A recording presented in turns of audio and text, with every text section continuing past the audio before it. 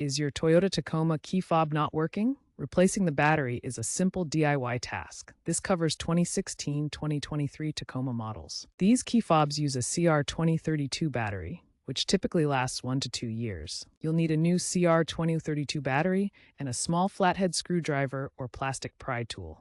These batteries can be found at most auto parts stores or online for under $5. No soldering or advanced skills are needed, and there haven't been any recalls related to this. If you have a newer 2022-2023 model with advanced keyless entry, ensure you have the dealer phone number in case it needs to be reprogrammed. Let's walk through the process.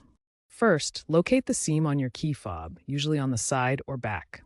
Use your pry tool to gently separate the two halves. Some fobs might have a hidden screw, so check your manual if needed. Next, remove the old CR2032 battery, noting the polarity. The positive side is usually facing up.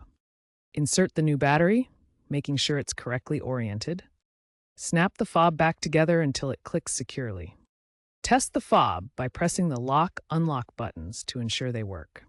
Pro tip: replace the battery proactively every 18 months to avoid lockouts, and make sure you buy a brand like Duracell or Panasonic to avoid battery leakage. If it doesn't work right away, make sure the battery contacts are clean and properly touching the battery.